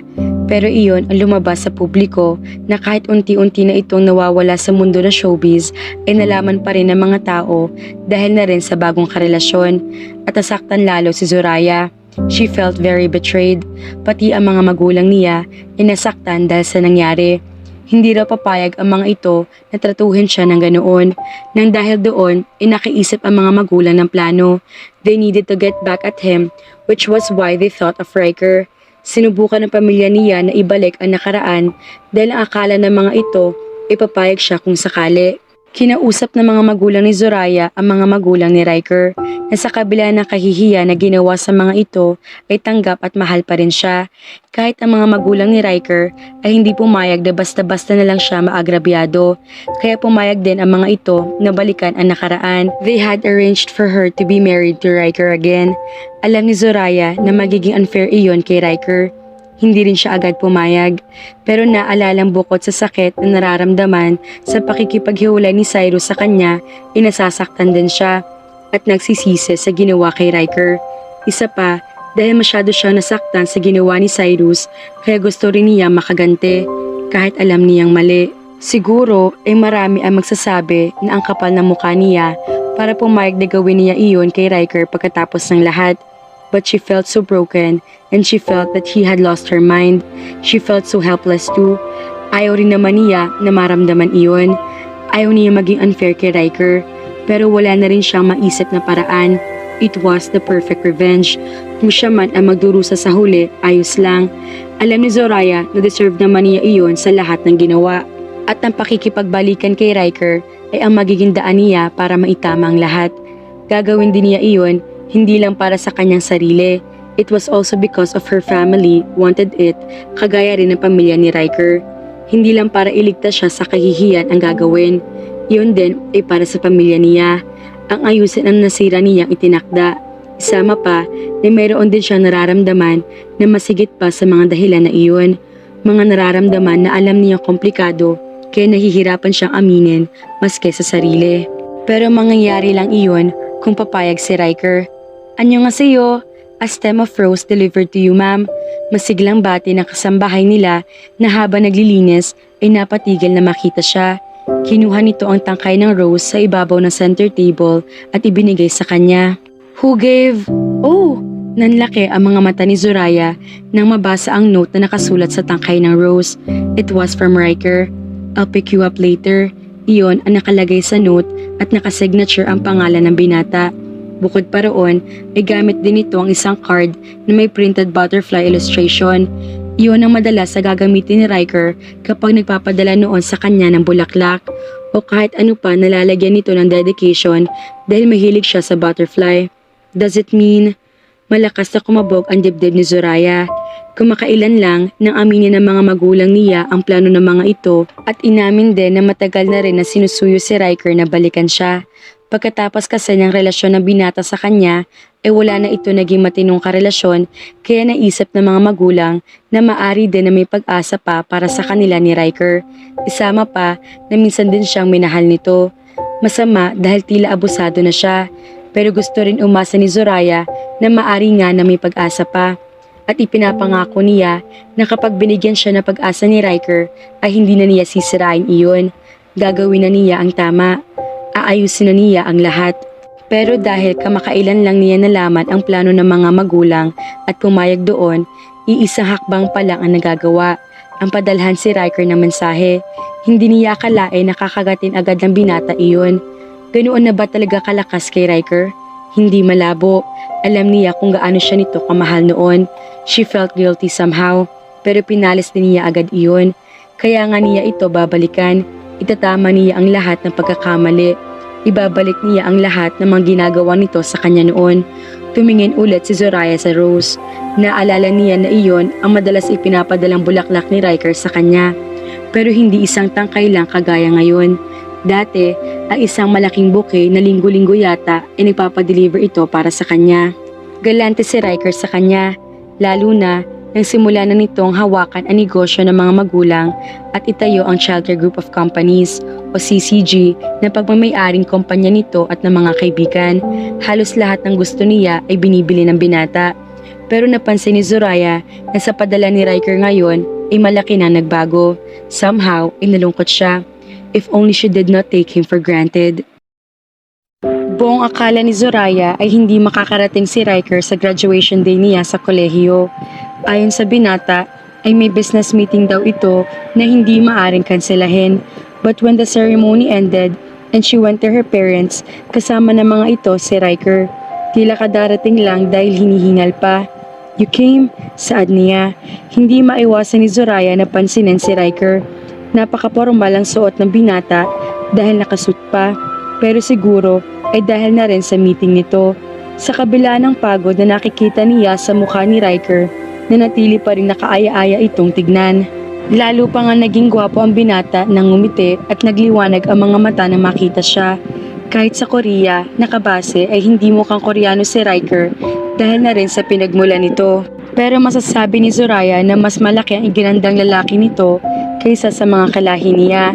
He had typical yet special Filipino features. May pagkakayumanggi ang kulay nito pero may katangkaran kaysa pangkaraniwang Filipino. Malaki rin ang mga mata ni Riker. Hindi masyadong katangusan na ilong at may magandang mga labi. But what made him distinct from others was his smile. Maganda ang ngiti ni Riker. Iyon tipo na mapapangiti ka rin kapag nakita mo iyon. Isama pa na mararamdaman mo rin na safe ka kapag kasama ko ito. Niyakap siya ni Riker. I did. Tinapos ko talaga ng maaga ang meeting para lang makaabot ako kahit papaano. I couldn't miss your graduation. Hinalikan siya ng binata sa noo na hilig ng gawin ito. Pagkatapos ay ibinigay ang malaking punpon ng rosas na hilig din na ibigay sa kanya palagi. Thank you, saad lang niya. Pagkatapos niyon ay niyaya siya at ng pamilya ni Riker na kumain sa labas para i-celebrate ang pagtatapos niya sa kolehiyo. Pagkatapos kumain ay nagpaalam na agad ang mga magulang niya sa kanila. Binigyan sila ng mga ito ng oras para sa isa't isa. Niyaya siya ni Riker sa Soul Tower. Umakyat sila papunta sa Locks of Love. Binisita nila ang inilagay na lock doon na kahit natatabunan na ay madali pa rin nilang nahanap. Hanggang nananatili ang lock na yan dito, ay mananatili rin ang pagmamahal ko sa'yo. Wika ni Riker habang tinitignan ang lock. Sa halip na sumagot ay tiningnan ni Soraya ang mukhang sinseridad ng binata. Nakita niya na puno ng mukha nito. Gusto niya ng pakiramdam na malaman ng lalaki ang pagpapahalaga sa kanya ni Riker. Gusto niya ang pagsasabi malaman ang binata na mahal siya nito. Masaya rin siya ng mga iyon. Pero sa kasamaang palad, tila nahihirapan siya na ipakita at magsabi ng mga ganoong salita sa binata. Sa kabila ng matagal ng relasyon, ay hindi pa rin niya tuwirang nasasabi kay Riker na mahal din niya ito. Oo, masaya siya na kasama ang binata. Pero nararamdaman niyang madalas naiilang pa rin siya rito. Iyon ba ay dahil sa hindi siya ganoon kasanay sa presensya ng isang lalaki? Kahit kasi sa ama ay ganoon din siya. Dahil sa hindi pinipilit ni Riker at masaya rin ito na makasama lang siya sa kabila ng mga hindi nasasabi, ay hindi na lang niya pinilit sabihin at aminin ang nararamdaman. Ang mahalaga ay alam niya na tamang ginagawa. Gusto ng mga magulang niya si Riker at ganoon din ang mga magulang nito sa kanya. Makabubuti si Riker para sa kanya. Nang mapansin ni Riker na tinitignan lang niya ito, ay tumingin din ang binata sa kanya. Hinawakan nitong mukha niya. You're a graduate now, Zora. Hindi minsan na nagkalapit ang mukha nila ni Riker. Dahil hilig nito na halikan ang noon niya, ay madalas na nagkakalapit ang mga iyon. Palagi niyang pinakikiramdaman ang damdamin ng halik na iyon sa kanya. It just seemed comforting. Hindi kagaya ng halik na dapat daw ay nararamdaman niya sa nobyo. Ayon sa ilang kaibigan niya. Dapat daw ay hindi lang nagpapakalma siya ng halik. Dapat daw ay may something special doon, kagaya ng paglakas ng tibok ng kanyang puso, na sa kasamaang palad ay hindi niya naramdaman sa mga halik na ibinibigay sa kanya ni Riker. And with that, I want to kiss you properly now. Wika nito, saka ibinaba ang labi sa mga labi niya. Nagulat si Zoraya sa ginawa ni Riker. Hilig siyang halikan ng nobyo, pero palaging sa noo lang iyon. Ngayon lang siya nito hinalikan sa mga labi. Iniisip niya noon na kaya palaging ganoon ay dahil nire-respeto siya nito at dahil bata pa siya. Mukhang tama naman ang hinala niya. Naramdaman ni Zoraya na bahagyang nag-iba ang tibok ng puso niya. Gusto niyang isipin na epekto iyon ng halik ni Riker. Pero dahil nagulat siya sa ginawa nito, ay bahagyang natakot din dahil iyon ang unang beses. You have sweet lips, Zora. Nakangiting wika ni Riker pagkatapos. Naramdaman niya na namula siya. Thank you, ngumiti ito. So polite. Niyakap siya nito pagkatapos at bumulong sa kanyang tainga. It was supposedly an intimate act, but Zora was fine with it. It was just fine, not special. Congratulations. I'm so proud of you. I love you so much, Zora. Ngumiti lang si Zoraya bilang ganti. She wondered when the time would come she would sincerely say those words to him too. Unang araw ng trabaho ni Zoraya. Kahit nakapasa sa board exam ng dentistry at ganap ng dentista, ay hindi niya maiwasan na kabahan. Iyon na ang realidad.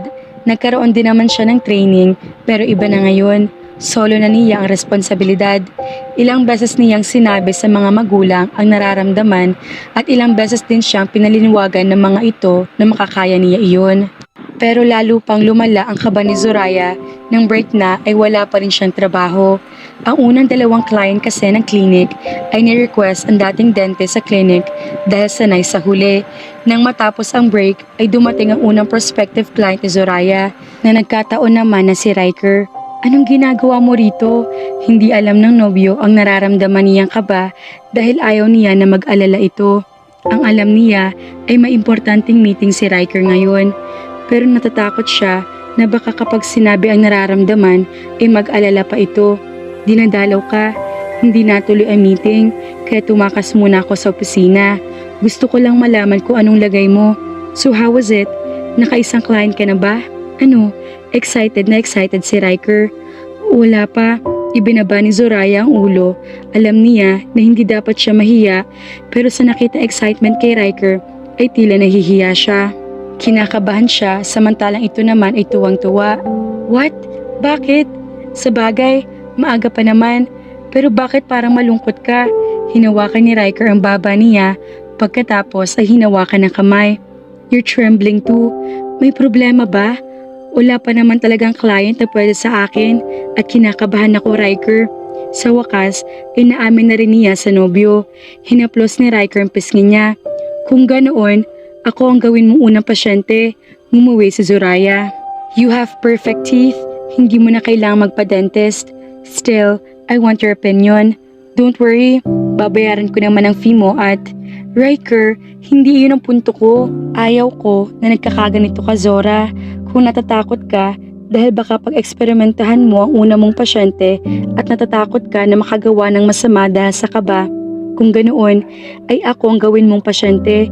Hindi ako magagalit kung may mali ka man na nagawa sa akin o ano. Naiintindihan kita, pero wala nga ako magagawa sa'yo dahil wala ka naman kailangan. Meron ka magagawa sa akin. Kailangan ko ng postiso. Seryosong seryoso pa na sabi nito. Ikaw ang postiso ko. Hindi ko kasi kayang ngumiti kapag wala ka. Hindi niya naiwasan na mapangiti dahil sa banat ni Riker. Corny, pero ngumiti ka. Sigurado na gustahin mo rin iyon dahil naapektuhan ka. Ngumiti na rin si Riker. Hinawakan nito ang kamay niya. Don't worry, okay? Hindi ka makakagraduate at makakapasa sa board exam kung hindi ka magaling. Always believe in yourself. O kung hindi mo magawa, then believe in us who believe in you. Sa mga sinabi ni Riker ay gumaan ang pakiramdam ni Zoraya. Kahit hindi madalas na may express ang sarili o ang mga reaksyon na ginagawa ni Riker, madalas sa ginagawa nito iyon sa kanya. Masaya at magaan ang pakiramdam niya kapag kasama ito. Hindi man masabing nararamdaman nga niya ang nararamdaman ng normal na babae sa isang nobyo. Sa piling ni Riker, hindi siya dapat magreklamo. Maswerte siya na kay Riker siya ipinagkasundo. Mahal siya nito at lagi nasa tabi niya. Makakabuti ang binata para sa kanya. Kahit na ba nararamdaman niya para dito, ay ang tila ba pakiramdam lang ng isang kaibigan. Hindi tinupad ni Riker ang sinabi nito na susunduin siya ng araw na magpapadala ito ng bulaklak. Ganoon din ang nangyari sa mga sumunod. Tumama man siya sa hinala na pumayag ng binata na ma-engage sila ulit, nararamdaman naman niya ang malaking pagbabago nito. Dapat ay inasahan na ni Zoraya na ganoon ang mangyayari. Binabago ng panahon ang maraming tao. Isama pa na sinaktan niya si Riker noon. Maaaring gumanti ito sa kanya sa pamamagitan ng panlalamig nito. Pero kung ganoon, bagaman alam na hindi maiiwasan, ay gusto pa rin niya na baguhin iyon. Naiintindihan niya si Riker. Naging masakit ang ginawa niya sa binata. Deserve niya na tila baliwalain na lang ito. Pero ayaw niyang pumayag na basta na lang ganoon. Hindi ba? At isa sa mga dahilan kaya siya pumayag sa plano ng mga magulang ay para na rin makabawi kay Riker. Para maitama ang lahat, naiintindihan niya na maaring abala ito. Mas lumaki pa ngayon kaysa sa dati ang mga negosyo na hinahawakan ni Riker. Pero kung hindi nito kaya makapag-adjust, siya ang mag-a-adjust para sa binata. 2 taon pagkatapos na makagraduate ay ang tinakda nilang kasal ni Riker noon. Pero dahil tumanggi siya ay hindi nangyari iyon. Masyado nang postpone kung tutuusin ang kasal. Kaya ngayong pumayag na ito na makipagbalikan, itinakda ang kasal sa lalong madaling panahon. May itinalagang wedding planner si Riker, kaya kung tutuusin ay hindi mapapagod si Zoraya sa kanilang kasal. Nakausap din niya ang wedding planner at mabait naman ito. Nagustuhan niya lahat ng ideya inimungkahi nito at iilan lang ang mga bagay na kailangan na presensya nilang dalawa ni Riker. Isa sa mga iyon ay ang pagsusukat na isusuot nila sa kasal. 3:00 ng hapon ang oras ng fitting ni Zoraya ng damit. Mabuti nagkasya ang damit sa kanya kaya mabilis din na natapos ang fitting niya.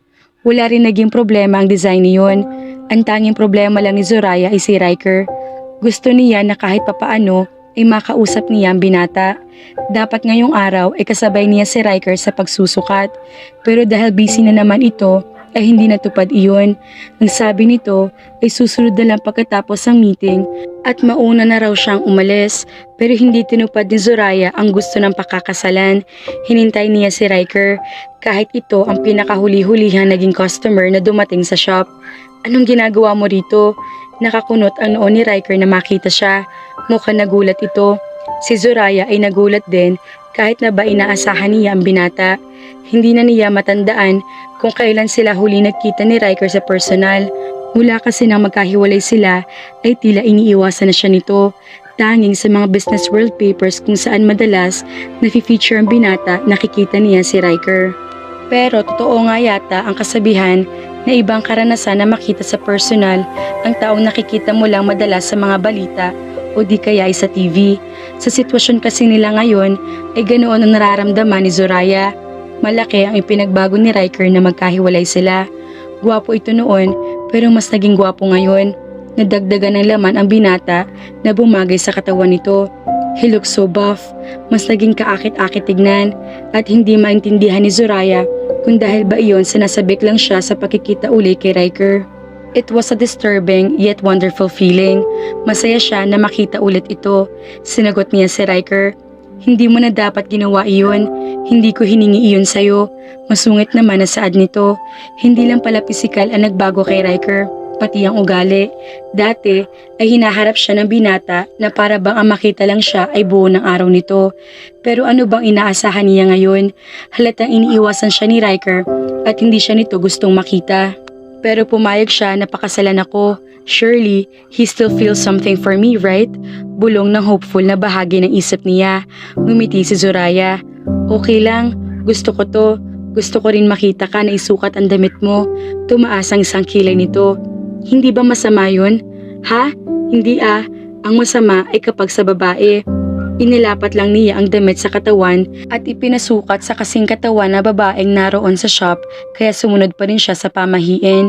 Hindi nagsalita si Riker at nagpunta na sa fitting room para isukat ang susuotan sa kasal. Matama naghintay si Zoraya hanggang sa maisuot nito ang damit.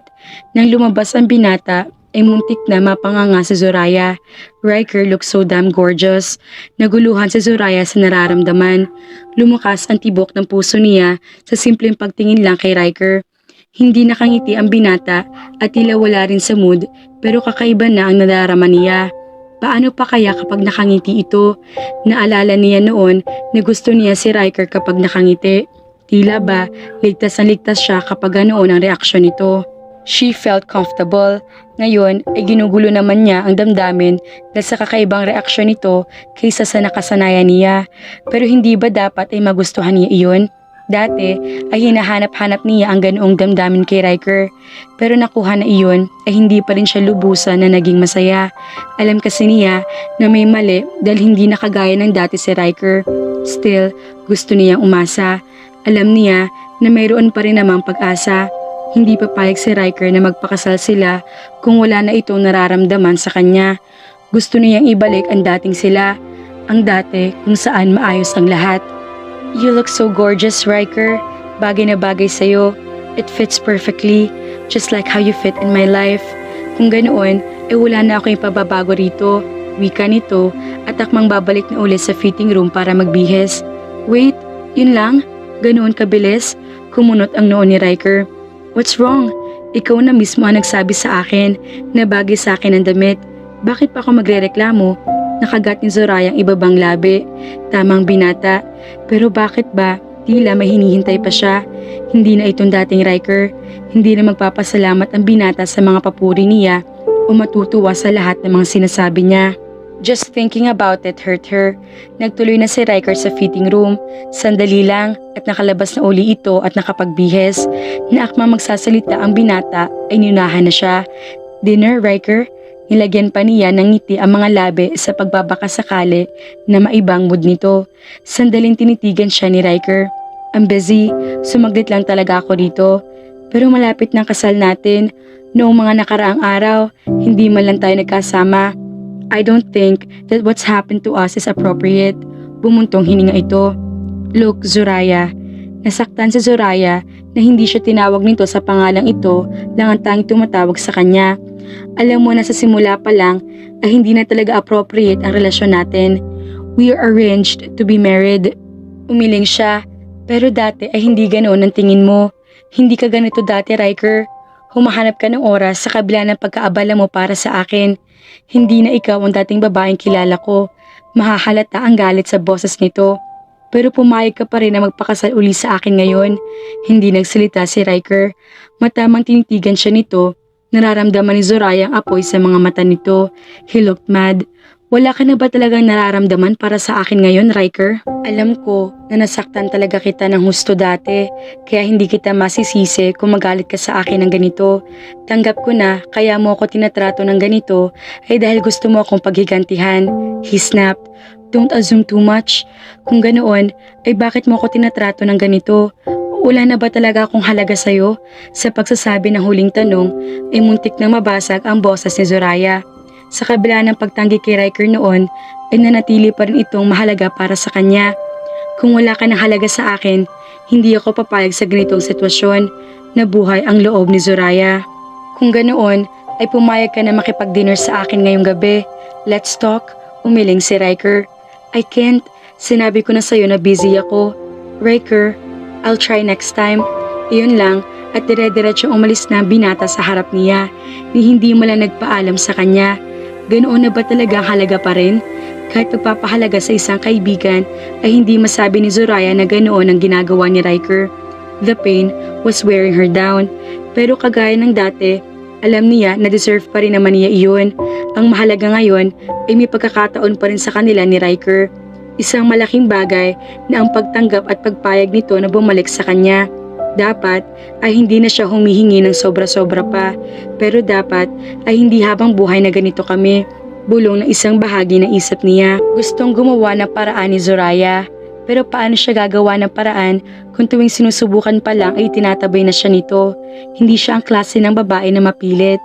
Hindi rin siya marunong mangulit. Dahil doon ay lalo siya nahirapan sa pagpapaamo.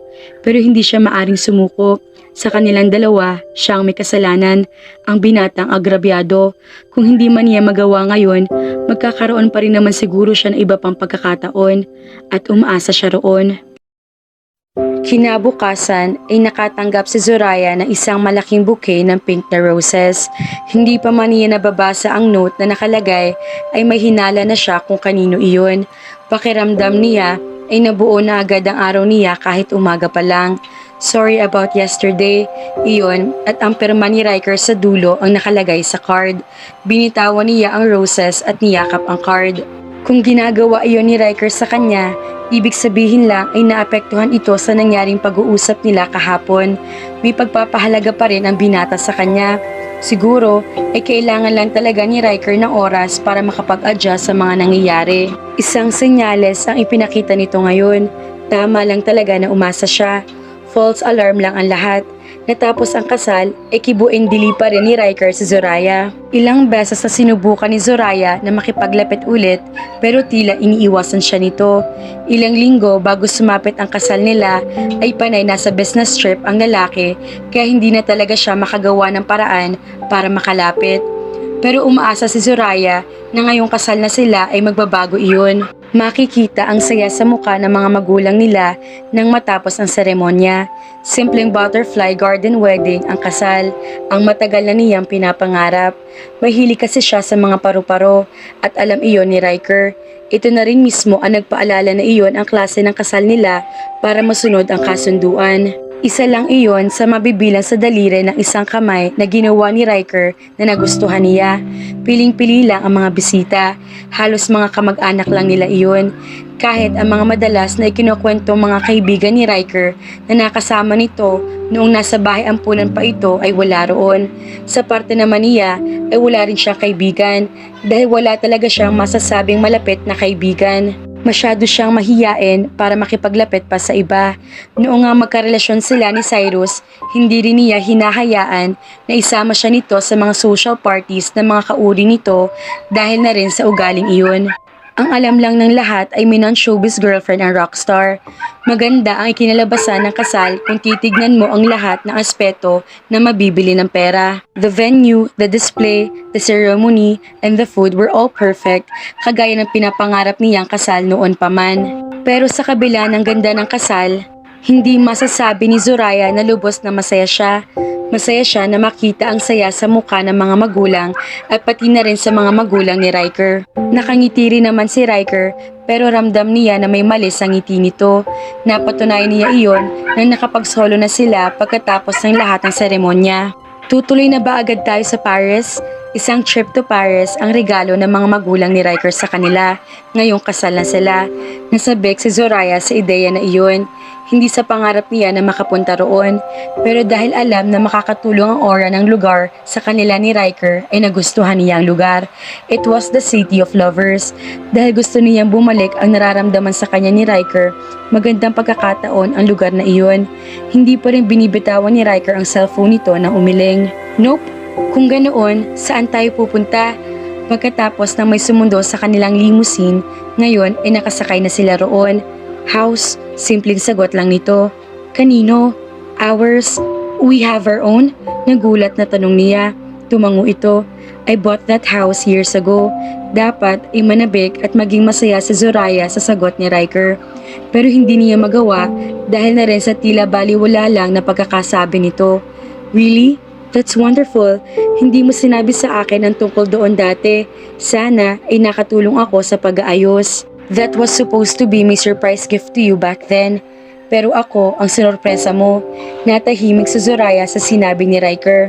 Lalo na at naramdaman niya ang pait sa boses nito sa mga binitawang salita.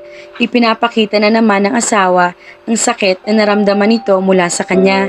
Pakiramdam ni Zoraya ay tila kinakain siya ng guilt. Nasasaktan siya na malamang nasaktan niya si Riker.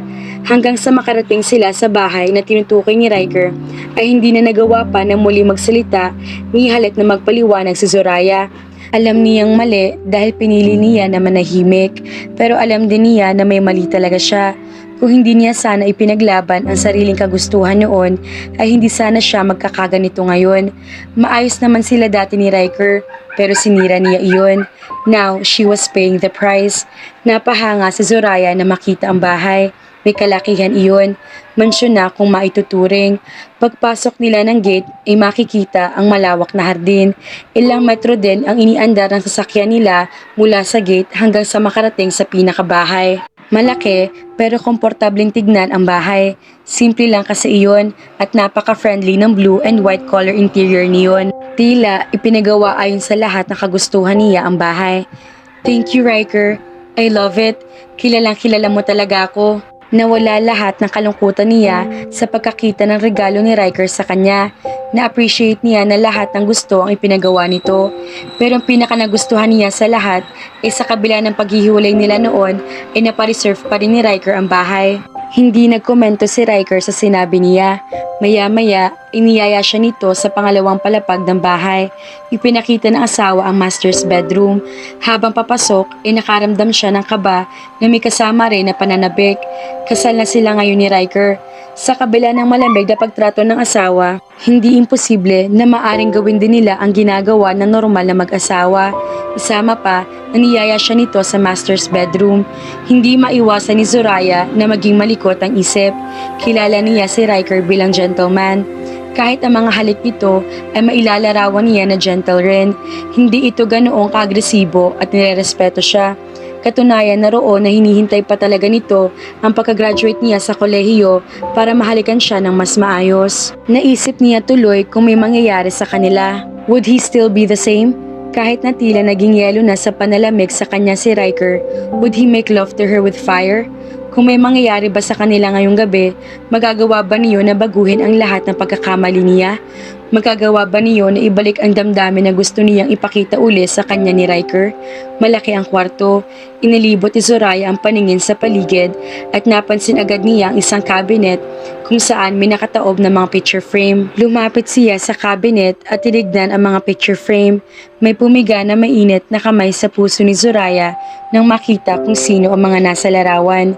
Larawan nila iyon ni Riker na mga panahon na maayos pa ang lahat sa pagitan nila. Halos nasa 10 picture iyon, mga larawan ng mga importanteng okasyon sa buhay nila na magkasama sila at ang mga larawan kung saan gumagala o nagde-date lang sila. Bigla niyang naalala ang mga iyon at lalo na pagtanto kung gaano kalaki ang nawala sa kanya. Na-miss niya iyon. Napakaganda ng mga ito. Hindi niya maiwasan na maibulalas. Inasa-isay niya ang pag-aayos ng picture frames. Itinayo niya ang mga iyon. Pero bago pa magawa ang pag-aayos sa iba ay pinigilan na siya ni Riker. Itinaob nito ang mga naayos na niya. Bakit? Nakakunot noong tanong ni Zoraya kahit naramdam na kung bakit ginawa iyon ni Riker. Ayaw lang niyang aminin sa sarili dahil masakit. Kaya nga nakataob, diba? Dahil ayaw ko nang makita.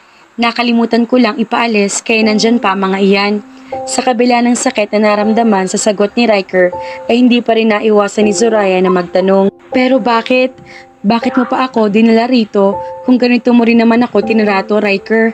Pumayag ka na magpakasal sa akin. Kapag pakiramdam mo ay nabaliwala mo ako, bumabawi ka sa akin. Pinapadalhan mo ako ng mga bulaklak. You even brought me to this house, to this room. You preserve this house. Pero kapag nakikita mo ako, nanlalamig ka sa akin. Nag-iba ka na ba talaga? Sinabi mo na mahalaga pa rin naman ako sa'yo. Pero bakit hindi ko maramdaman? Sinabi mo rin na hindi paghihiganti ang dahilan kung bakit ginagawa mo ito sa akin. Pero ganoon ang nararamdaman ko. Matamang tinignan siya ni Riker. So all those things, did it hurt you? Nagyuko ng ulo si Zoraya. Ayaw niyang ipakita na nasasaktan siya dahil tama lang iyon sa kanya. Pero hindi niya mapigilan ang sarili. Gusto niyang tanggapin ang lahat pero alam niyang may mali. Kailangan niyang ipaglaban ang alam niyang tama. Lalo na ngayong kasal na sila. Paano siya makakabawi kay Riker kung pilit siya nitong iniiwasan? Susubukan pa lang niyang lumapit ay lumalayo na ito. Oo, sagot niya maya-maya. You deserve it. Tumingala si Zoraya. Alam niya na nararapat lang iyon sa kanya pero nagulat pa rin siya na marinig iyon mula kay Riker. Hindi diretsyo nakatingin ang asawa sa kanya. Naglihis na ito ng tingin. Riker, sa halip na sumagot ay tumalikod ito sa kanya. Saka naglakad palayo. Sinubukan niyang pigilan ang asawa. Hinawakan niya ang kanang kamay nito. Riker, please, mag-usap naman tayo. Ayusin natin ang lahat. Mag-asawa na tayo, diba? Pwede ba na ganito lang tayo? Alam ko na malaki ang kasalanan ko sa'yo noon. Tanggap ko rin kung sasaktan mo ako, pero sana pagbigyan mo naman ako ng pagkakataon na makabawi. Stop it, Zoraya. Pupunta lang ako sa study, saka na tayo mag-usap. Palagi mo na lang ako itinataboy. Anong gagawin mo sa study? Magtatrabaho? Kasal natin ngayon. You should... I didn't expect this from you. You've always been shy, pero ngayon, para nagiging nagger ka na. Isa pa, matagal na magkaibigan ng pamilya natin. Alam mo naman siguro kung gaano kalaking kumpanya ang pinapatakbo ko. Lalo na ngayon, you can't blame me if I'm always busy with my work. Wika nito, hindi pa rin humaharap sa kanya. Hindi ka naman dating ganyan. Dahil hindi ka na rin ganoon. Nagsimula na uli maglakad si Riker. Mas mahalaga na ba ang trabaho mo ngayon kaysa sa akin? Tao ako, may damdamin ako. Nasasaktan ako dahil sa trabaho mo na yan. Hindi niya napigilan na mapasigaw. Tumigil si Riker at sandali hindi nagsalita. Well, marami mga tao ang saklaw ng trabaho ko. Kung hindi ko pagbubutihan iyon, mas marami ang masasaktan kaysa sa'yo nag-iisa lang. Kaya please, spare me the drama. Makikipag-usap ako sa'yo kung kailan ko gusto. Pabayaan mo ko. Tutal, kinalimutan ko rin ang lahat ng kasalanan na nagawa mo sa akin noon. Matuto ka na lang na magpasalamat. Dahil sa kabila na nangyari, nagawa pa rin kitang tanggapin. Nagwawala ng lahat ng damdamin sa puso ni Zoraya at gusto na rin niya magwala ng mga sandaling iyon. Pero sa huling sinabi ni Riker ay natameme siya. Tama ito, hindi nga dapat siya nagrereklamo. Dapat itanggapin na lang niya ang kahit anong bagay na maibibigay nito sa kanya. Kahit kalamigan pa iyon. Nagkaroon siya ng isang malaking pagkakamali. Kung hindi lang niya sinira ang dati magandang relasyon nila, ay hindi sana magkakaganoon. Hindi siguro siya makakaramdam ng kahungkagan kung hindi niya pinairal ang akala niya ay pinagkait sa kanya noon. Naging matigas ang kanyang ulo at pinagsisihan niya iyon ngayon ng malaki. Ni isa sa hinagip ni Soraya ay hindi man lang niya naisip na maging ganoon ang unang araw ng kasal niya. Pero kahit ganoon, susubukan niya magpakatatag. Kailangan niya iyon. Iyon ang consequences niya pagkatapos ng lahat. Kailan ka babalik? Naramdaman ni Riker ang longing sa boses ni Soraya. Napapikit siya para gupuin ang damdamin na isa-isa naglalabasan sa loob niya. He felt guilty even though he loved the feeling that Soraya missed him. Noong magkarelasyon sila ay sinasabi rin naman nito ang mga salitang iyon pero pakiramdam niya ay may kulang. Pakiramdam kasi niya ay hindi iyon sincere. Palaging siya pa ang una magsasabi nito rito bago nito sabihin din iyon ni Soraya. Ngayon, ay nabibigyan katuparan na ang mga iniisip niya noon na dapat gawin ni Soraya para sa kanya. Ang asawa niya ang nauunang tumawag na tila may pakialam na ito sa kanya, na isa sa boses na rin ito ang mga gustong sabihin. Hindi na ito ang mahiyaing babae na nakilala niya. Somehow, gusto niya iyon. Gusto niya mag-grow sa Soraya na kahit papaano ay matuto ito magreklamo. Gusto rin niya na hinahabol-habol na siya nito, na gumagawa ito ng effort na makipaglapit man lang sa kanya at makausap siya. Kahit na kaunti pa lang iyon, na-appreciate ni Riker ang paglalapit sa kanya ni Soraya, ang pagyaya nito ng dinner, ang pagkumpronta sa kanya at pati na rin ang pagtawag kahit na madalas ay hindi niya ito inaasikaso. Knowing Soraya, mahirap para sa asawa ang makipaglapit at ipilit ang sarili sa isang tao. Kaya nga kakaunti lang ang kaibigan at wala rin itong maituturing na matalik ng mga kaibigan. Pero kahit ganoon, alam niya na malaki pa rin ang pagkukulang ni Soraya. Masyado siya nasaktan sa ginawa nito. Hindi ko pa alam, sasabihan na lang kita kapag natapos ko ng lahat ng kailangan kong gawin dito. Kinabukasan, pagkatapos ng kasal nila, ay lumipad si Riker patungo sa Pilipinas. Gusto niyang iwasan si Soraya. Aaminin niyang naapektuhan siya na matindi sa nakita sa asawa kagabi. Naramdaman niya na tila nawalan ito ng kontrol. Nagustuhan din niya na natututo ng lumaban si Soraya. Pero dahil nasasaktan din siya na makita itong nasasaktan, kinailangan niyang umalis. Maliman, pero malaking bahagi ng isip ni Riker ang nagsasabi na nararapat lang naman kay Soraya ang sakit. After all, mas matinding sakit ang ipinaranas nito sa kanya. Isama pa na tila kay dali lang para sa asawa na pumayag agad na ipinagkasundo uli sa kanya gayong malaki ang naging kasalanan nito. Minahal niya si Soraya, pero ayaw niya maging tanga na ganoon na lang kadali na patawarin nito, na masyado maging bulag pagkatapos ng lahat. Sinaktan siya nito. Wala siyang kahit anong masama na ginawa noon. Lahat na ibinigay niya sa asawa ay mabuti. Lahat ay purong pagmamahal. He adored her, pero nagawa pa rin siya nitong iwan. Ano pa kasang ginagawa mo dyan? Gaano ba talaga iyon kaimportante? Narinig pa ni Riker na bumuntong hininga ito sa kabilang linya. Fine, kung magtatagal ka pa dyan, hayaan mong ako na lang ang pumunta dyan. Namilog ang mga mata niya. Gagawin mo yun? Why not? Walang pag-aalinlangan ng wika ni Soraya. Asawa mo na ako ngayon. Kung nasaan ka, dapat nandoon din ako. I need to take care of you. Sa huling salita ng asawa ay napangiti si Riker. Biglang naglaro sa isip niya ang imahe ni Soraya na inaalagaan siya. Hindi nito nagawang magpakita ng affection sa kanya noon, hindi kagaya niya. Minsan ay umaasa siya na balang araw ay magiging kagaya rin ni Soraya ang normal na girlfriend, na aalagaan siya at lalambingin. Pero sa tuwina ay naiisip na ayaw naman niyang humingi ng malaki mula rito. Sapat na sa kanya si Soraya noon.